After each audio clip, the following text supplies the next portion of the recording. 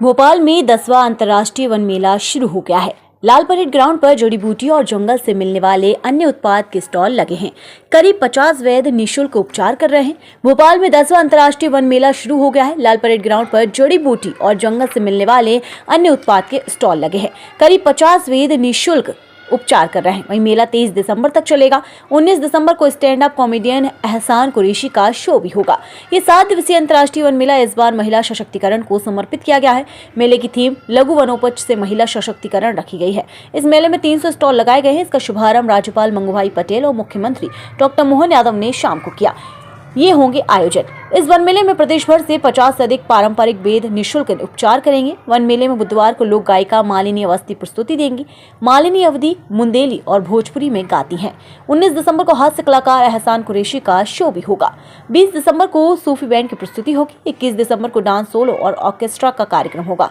22 दिसंबर को fancy dress solo acting एक शाम वन विभाग के नाम कार्यक्रम होगा। 23 दिसंबर को समापन समारोह आयोजित किया जाएगा। कि इस अवसर पर आप सभी से मिलना हुआ बहुत आनंद की मेरे लिए घड़ी है। हमारे वन संसाधनों की महत्व और उनके संरक्षण के प्रति जागरूकता के फैलाने के संकल्प के साथ इतनी बड़ी संख्या में जन समूह भी एकत्रित होगा एवं पर्यावरण संरक्षण और संवर्धन के लिए दिशा में सुखद भविष्य का संकेत है। यहाँ हम पहले आए तो सभी वन स्टॉल को हमने देखा। करीब करीब यहाँ 300 स्टॉल लगे हैं। कई प्रदेशों से विदेशों से भी यहाँ स्टॉल लगे हुए। वन औषधि हम सब देख रहे थे। अभी 300 स्टॉल को तो हम नहीं वहां गए, मगर कई वन औषधि हमने देखी। हमने देखा आप सभी तो यहाँ बेचने आए इसे आपको तो मालूम है, मगर जो यहाँ भोपाल की जो प्रजा है उसको उसकी जानकारी नहीं है। मगर मध्य प्रदेश में बहुत अच्छा सा ऐसा फॉरेस्ट है।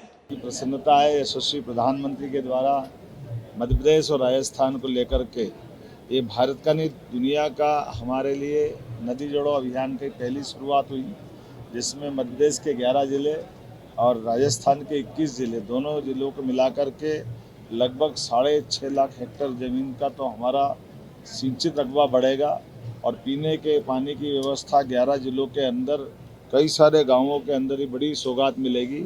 इसके माध्यम से मुरैना, शिवपुर, शिवपुरी, गुना, राजगढ़, उधर शाजापुर, देवास, इंदौर, उज्जैन, आगर इत्यादि ज़िलों में इसका बड़ा लाभ मिलेगा।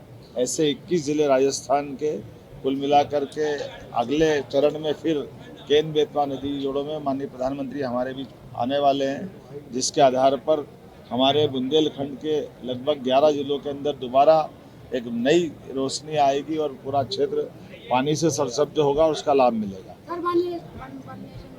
वन इलेक्शन ये भारतीय जनता पार्टी के माध्यम से यशस्वी प्रधानमंत्री ने एक पूरे दुनिया को एक नई देन दी है। और ख़ासकर जैसे आपको जानकारी होगी 1973 के पहले वन नेशन वन इलेक्शन ही होते थे। ये तो तत्कालीन प्रधानमंत्री इंदिरा गांधी जी के समय कुछ क्रम टूटा था। आप याद करना कि 11 करोड़ में हमारे पहले लोकसभा के चुनाव सभी विधानसभा सहित हुए थे, लेकिन बात के क्रम में आज की स्थिति में 30,000 करोड़ का खर्चा लग रहा है और फिर भी पूरे साल चुनाव चलते रहते हैं। ऐसे में वन नेशन वन इलेक्शन के आधार पर एक साथ चुनाव हो जाने से न केवल धन की राशि बचेगी बल्कि विकास के लिए भी पूरा 5 साल मिलेगा। ये अच्छा प्रस्ताव है और अभी तो ये इसकी अगले चरण की कई सारी शुरुआत हुई है। माननीय प्रधानमंत्री जी ने आज जिस ढंग से अपनी बात कैबिनेट के बाद इस प्रस्ताव को संसद तक पहुंचाया है, उम्मीद करेंगे जल्दी से जल्दी पास होकर के आने वाले लोकसभा विधानसभा चुनाव में ये अपने देश में लागू हो जाएगा।